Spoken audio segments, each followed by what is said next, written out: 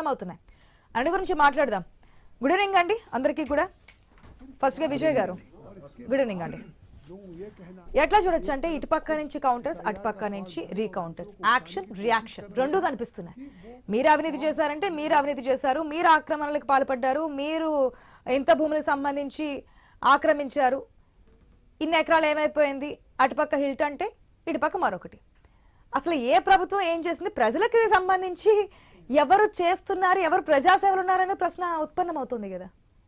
అయితే ప్రధానంగా కవిత గారు ఏంటి, పార్టీ నుంచి సస్పెండ్ అయిన తర్వాత జనంబాట పేరుతో ఈ మధ్యలో కార్యక్రమం చేస్తున్నారు.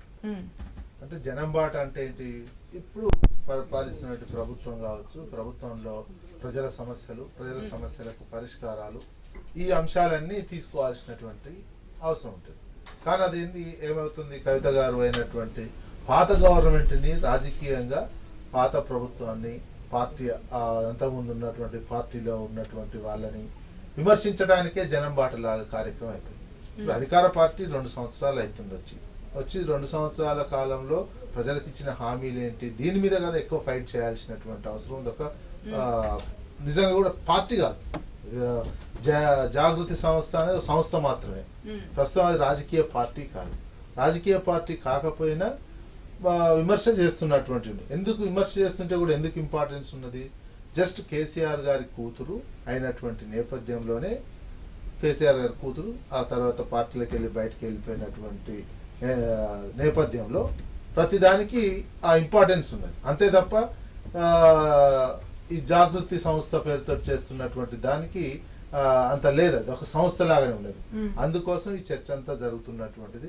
రీజన్ కేసీఆర్ గారు కూతురు అయినటువంటి సందర్భంలో చేస్తున్నటువంటిది ఏంటి, ఒకవేళ ఉంటే నిజంగానే ప్రజా సమస్యలు చిత్తశుద్ధి ఇటు మీద ఉంటే ప్రస్తుత గవర్నమెంట్, ప్రస్తుత ముఖ్యమంత్రి చేస్తున్నటువంటి అంశం మీద ప్రస్తుతం 2 కేంద్ర రాష్ట్ర ప్రభుత్వాలు, కేంద్రంలో బీజేపీ ఉంది, రాష్ట్రంలో ఉంది. జనరల్ గా ఎవరైనా ఫైట్ చేయాలంటే ప్రభుత్వాల మీద చేస్తారు. ప్రభుత్వాలకు సంబంధించిన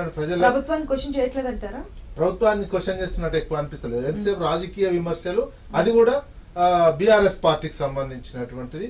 అంతకుముందు పార్టీ అంటే ఏం చెప్తారంటే, ఇప్పుడు కవిత చాలా వరకు ఆ ఫార్మ్స్ ఇవన్నీ కూడా చూపించుకుంటూ వచ్చారు కదా, ల్యాండ్ కి సంబంధించి ఏ విధంగా ఉంది, ఆ 70 ఎకరాల్లో చుట్టూ కంచె ఎక్కడేశారు, దీంట్లో 4 ఎకరాలు ఎడిపోయింది, దాంట్లో మళ్ళీ విల్లాస్ ఏ విధంగా వచ్చాయి, ఇవన్నీ కూడా చూపించుకొని ఇవన్నీ ఆధారాలు అని చెప్తున్నారు.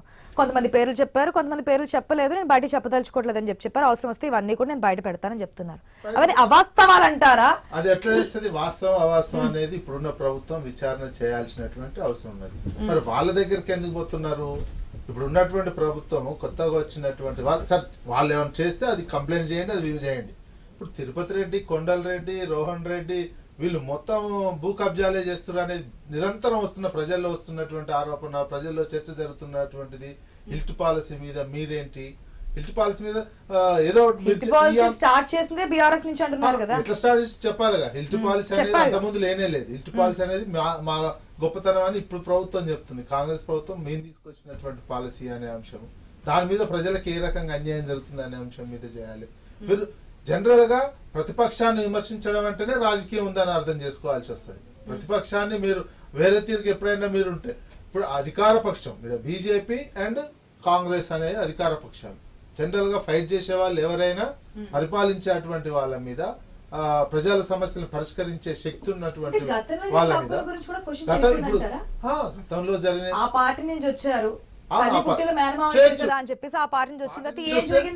అదే ముఖ్యం కావద్దు కదా.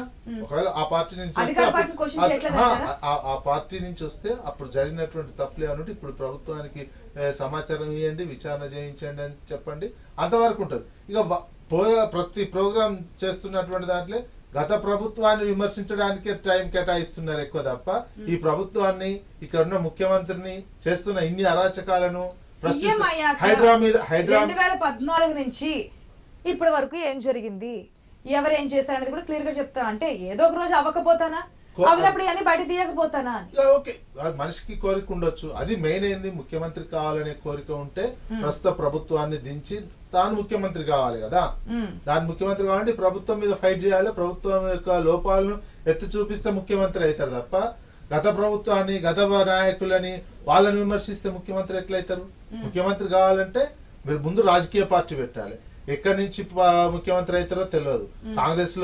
కాంగ్రెస్ లోకి పోతారా లేకపోతే బీజేపీలోకి పోతారా? మీరు జాగృతి అనే సంస్థ పొలిటికల్ పార్టీ కాదు, లేదా రాజకీయ పార్టీ పెడతారు. ఎప్పుడో ఒకసారి అంటే ఎట్లా అవుతారు ముఖ్యమంత్రి? మీకు రాజకీయ వేదిక ఉండాలి కదా, రాజకీయ వేదిక లేదు. ప్రజల్లోకి వెళ్ళిన తర్వాత ఎలక్షన్స్ ముందు పార్టీ పెట్టుకోవడానికి అవకాశం లేదా? అది పార్టీ పెట్టిన తర్వాత మాత్రమే ప్రజల్లోకి వెళ్ళే అవకాశం ఉందా? పార్టీ పెట్టకపోతే యాజ్ ఏ పీపుల్ గా క్వశ్చన్ చేసే రైట్ లేదంటారా? పీపుల్ గా క్వశ్చన్ ఎవరు చేయాలి ఎక్కువగా? మీరు వారి ప్రకారం మిగతా వాళ్ళు ఎవరిని ఆడాలని టీఆర్ఎస్ అంటే ఆయన కోపం వస్తుంది. మీరు వచ్చేటప్పుడు మీరు ఛాన్స్ చెప్పండి. మీరు ఎన్ని ఛానల్ చూసినా ఇప్పుడు రాజా సింగ్ ఉన్నాడండి. రాజా సింగ్ బీజేపీని తిట్టా ఉన్నాడు. బీజేపీని తిడితే ఏం వాల్యూ ఉంటది? అధికార ఉన్నటువంటి వాళ్ళని తిట్టాలి. ఆయన నిరంతరం రాజా సింగ్ ఆ పార్టీకి వెళ్ళి సస్పెండ్ చేసి అయిపోయింది. కానీ ఆయన మొత్తం బీజేపీనే అంటున్నాడు. కాకపోతే ఆయన బీజేపీ సెంట్రల్ అధికారంలో ఉండొచ్చు, ప్రభుత్వ విధానాలు అని అనాలి. ఇప్పుడు పార్టీ ఇదంతా ఏంది? ఒక కక్ష కొద్ది, ఒక ఫ్రస్ట్రేషన్ తోటి అంటున్నా. రాజా సింగ్ కూడా అంతే, సస్పెండ్ చేసిరనే రాష్ట్రంలో పరిపాలన సంబంధించి అవినీతి అక్రమాలు